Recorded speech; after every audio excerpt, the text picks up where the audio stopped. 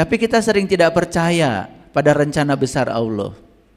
Kita lebih percaya pada rencana besar ego kita. Ego yang terbatas, ego yang sempit.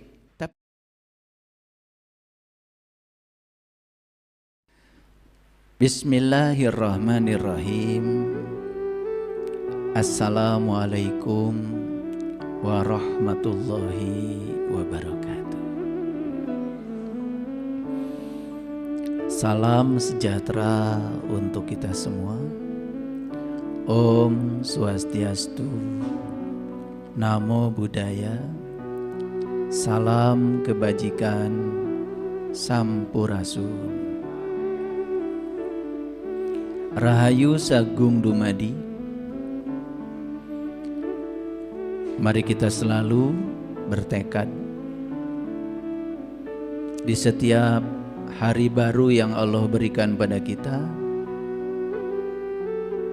kita selalu memiliki kesadaran baru, sudut pandang yang baru. Karena tujuan hidup bukanlah tempat, tapi tujuan hidup yang sebenarnya adalah memiliki sudut pandang yang baru kita. Tapi kita sering tidak percaya pada rencana besar Allah. Kita lebih percaya pada rencana besar ego kita. Ego yang terbatas, ego yang sempit. Itu jauh lebih dipercaya daripada kebijaksanaan semesta yang cintanya tidak bisa diragukan lagi. Oleh karenanya, mari kita hadir sepenuhnya di sini saat ini sekarang. Karena hidup itu bukan nanti. Hidup itu bukan kemarin. Hidup itu adalah sekarang. Kita. Tapi kita sering tidak percaya pada rencana besar Allah. Kita lebih percaya pada rencana besar ego kita. Ego yang terbatas, ego yang sempit. Itu jauh lebih dipercaya daripada kebijaksanaan semesta yang cintanya tidak bisa diragukan lagi. Oleh karenanya, mari kita hadir sepenuhnya di sini saat ini sekarang. Karena hidup itu bukan nanti. Hidup itu bukan kemarin. Hidup itu adalah sekarang. Kita.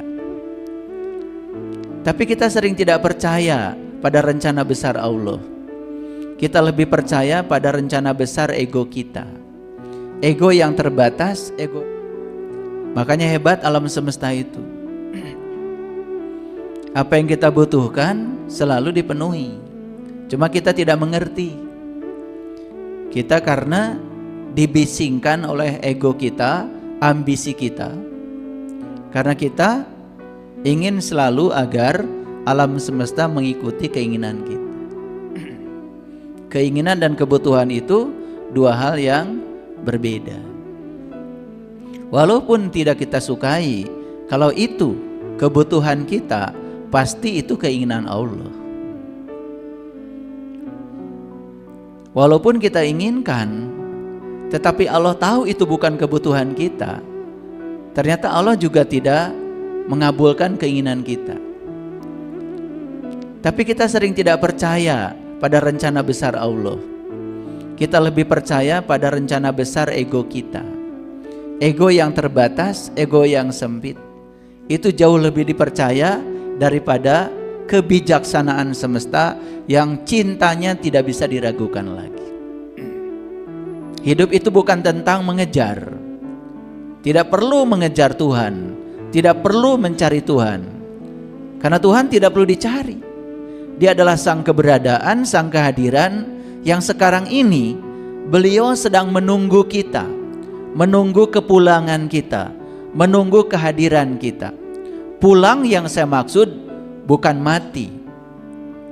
Tetapi pulang yang saya maksud kita kembali pada inti diri kita yang sejati. Kembali kepada kesadaran murni kita sendiri. Kapan itu? Ya bisa sekarang. Makanya saya bisa membedakan orang-orang yang hidupnya digerakkan oleh niat sejati dengan orang yang digerakkan oleh ambisi ego. Sangat gampang, sangat mudah untuk dibaca. kalau kita tahu indikasinya, tahu indikatornya. Kan banyak ya di dunia ini orang yang sibuk tapi tidak hadir. Ngerti maksud saya? Sibuk tetapi tidak hadir. Dia sibuk ya, mencari nafkah dari pagi kadang-kadang sampai tengah malam. Anak istrinya masih tidur, dia sudah pergi. Anak istrinya sudah tidur, dia baru datang. Terus begitu setiap hari, sibuk tapi tidak hadir. Sebetulnya dia pun tidak mengerti apa yang dia kejar sebetulnya. Banyak kayak gitu. Itulah ya. Ketika dikendalikan oleh ambisi ego, ya, hanya menimbulkan rasa kekurangan.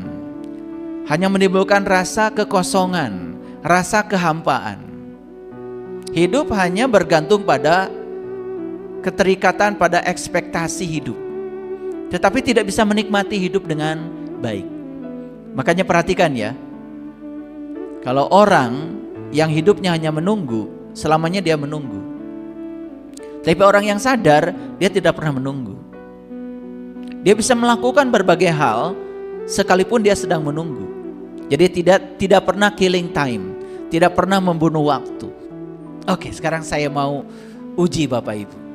Bapak Ibu ingin berubah, oke? Berubah kan?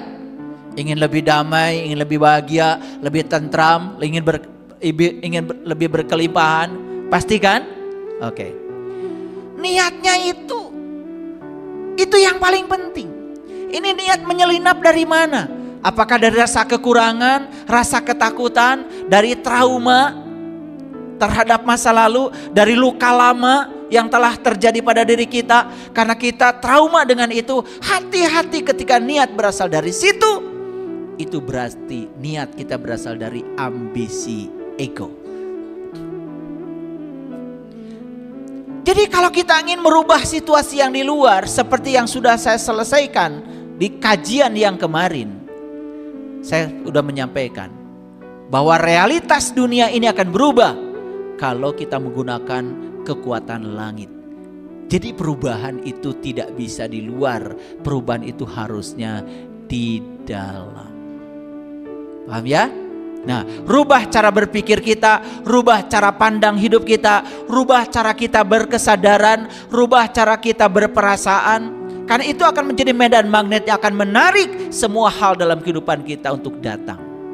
Dan semua realitas yang terjadi, kita sendiri yang telah menariknya. Oke, keren gak hadis ini? Keren. Ini hadis diriwayatkan langsung dari Umar bin Khattab. Dan kita tahu Umar bin Khattab itu adalah sahabat dekatnya Rasulullah SAW. Saya sangat senang hadis ini dan saya sudah mengamalkannya. Dulu saya waktu diajarkan di SD, di SMP, di SMA, hampir di semua buku agama ada di sini. Tapi saya nggak ngerti gimana cara berniat yang sejati itu. Saya baru mengerti setelah kemudian saya mencarinya. Makanya saya sekarang bisa memilah menjadi dua. Bapak Ibu sekali lagi, apakah niat itu berasal dari niat sejati atau berasal dari ambisi ego? Sangat kelihatan.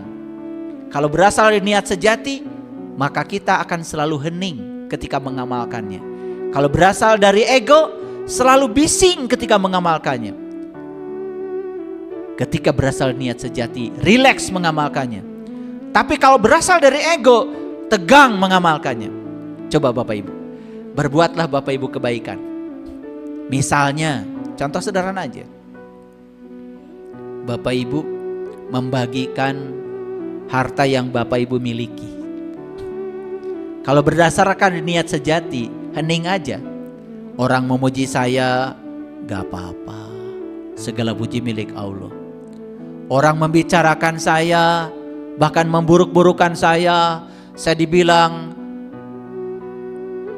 sombong karena berbagi. Saya dibilang ria karena saya berbagi. Terserah mereka. Kalau kita berasal dari niat sejati itu hening Bapak Ibu, relax, tidak ada ketakutan apa-apa. Coba yang berasal dari ego, semua hal yang di luar pasti direspon.